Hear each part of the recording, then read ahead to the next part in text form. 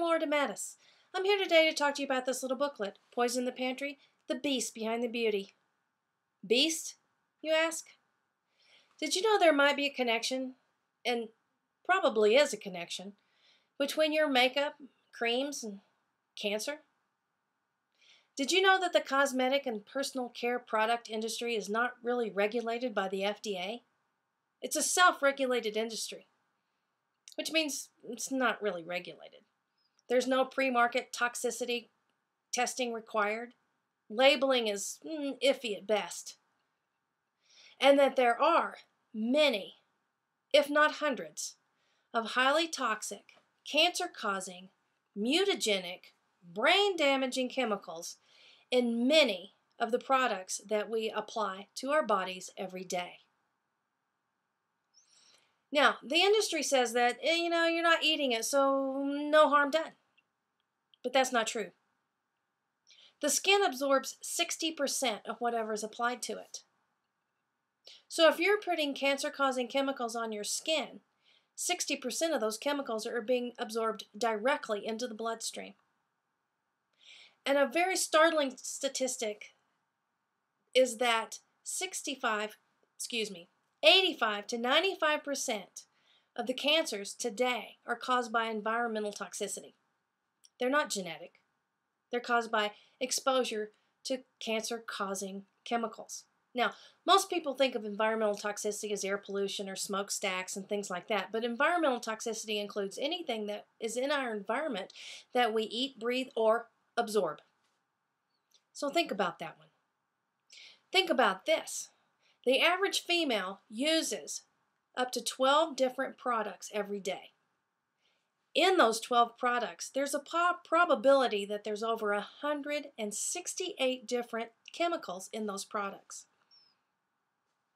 Most of them cause cancer. Most of them are toxic in some form or another. Now, the industry also says that, well, if you're only 1 part per billion with this particular chemical, it's not harmful. But if you have 1 part per billion in this product and 3 parts in that one and 6 parts in that one, and by the end of the day or the end of your shower and you're ready to walk out the door, you've applied a very highly toxic, concentrated soup to your body that's being absorbed directly into your skin. Something to think about, huh? A couple of things I want to bring to your attention that are very important to me are skincare products and everyday products like shampoo and hand creams that contain a product called sodium lauryl sulfate. Once again, it's one of those industry standards. It's in many products. The problem with sodium lauryl sulfate is that it is a mutagen, which means it changes the cellular structure.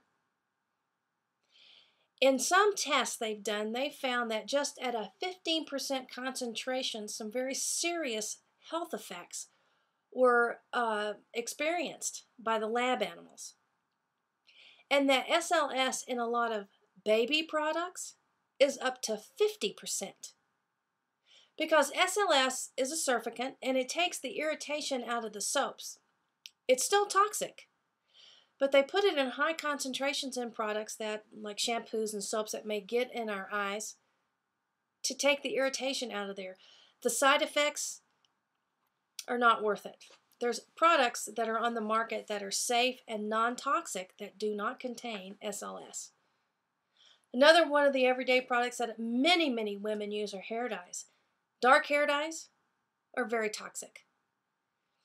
There have been studies done that have proven that women who use dark hair dyes over 20 years have a 40% higher chance of non-Hodgkin's lymphoma. Something to think about, and something that all women need to know. Another one that is high on my list is perfumes, because most perfumes are made from synthetic fragrances, which means they're derived from petrochemicals. They cause changes in blood circulation in the brain. They cause headaches, asthma. They're very, very highly toxic. One other thing I want to mention to you to look for on your labels are parabens. Parabens are mutagenic. They're hormone disruptors. They have been known to cause infertility and deformation in babies. Parabens, you need to read all your labels. If it says methylparaben, propylparaben, hyperpropylparaben, any of those parabens, don't buy the product. Find one that doesn't have it in there. It may be difficult if you're shopping at a regular grocery store or drug counter, but you can find them. They are available, and they're well worth the effort. Parabens have been banned in Europe, and they're starting to be banned in some states in the United States because they're highly toxic. So read labels. You'll be surprised. Another thing to look for is propylene glycol. Get that out of your products. In fact, if you want to know what to get out of your products, look on the website poisonthepantry.com and look for this little booklet, The Beast Behind the Beauty.